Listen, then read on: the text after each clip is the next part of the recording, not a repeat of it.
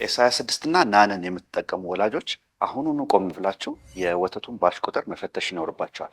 ሰላም ወላጆች፣ ዶክተር ኤርሚያስ ነኝ። እንግዲህ በዓለም አቀፍ ደረጃ ግዙፍ የልጆች ወተት አምራች የሆነው ኔስሌ በቅርቡ እንዳወጣው ከሆነ በዓለም አቀፍ በ60 ሀገራት የተሰራጩ የናን ኤስኤምኤ ቤባ እንዲሁም ደግሞ ኤስ26 የተባሉ ወተቶች እንዲሰበሰቡ የዓለም አቀፍ ጥሪ አቅርቧል። ይህ እንግዲህ ወተቱ የሚሰበሰብበት ዋነኛው ምክንያት እንግዲህ ወተቱን ለመስራት የሚያገለግለው ግብአት ማለትም አራኪዶኒክ አሲድ ኦይሉ በባክቴሪያ በባሲለስ ሴሩለስ በሚባለው ባክቴሪያ የተመረዘ ሊሆን ይችላል በሚል ጥርጣሬ ነው።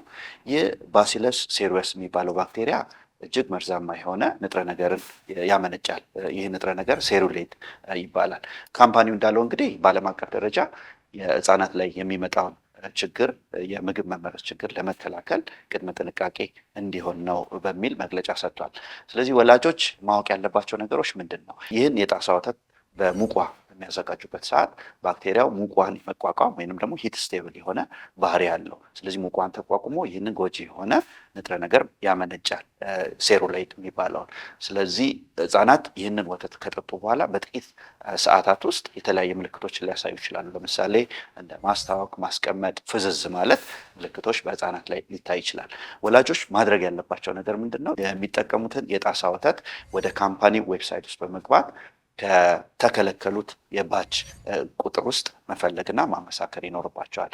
ይህ ወተት የተከለከለ ከሆነ ወተቱን በአፋጣኝ ማቆም ያስፈልጋል። ሌላ በልጁ ላይ የሚታዩ ምልክቶች መከታተል፣ ቅድም የተነጋገርናቸው እንደ ማስቀመጥ፣ ማስታወክ፣ መፍሰስ የመሳሰሉ ነገሮች ልጁ ላይ ከታዩ በአፋጣኝ ወደ ህጻናት ስፔሻሊስት ሐኪም መውሰድ ይኖርባቸዋል ማለት ነው።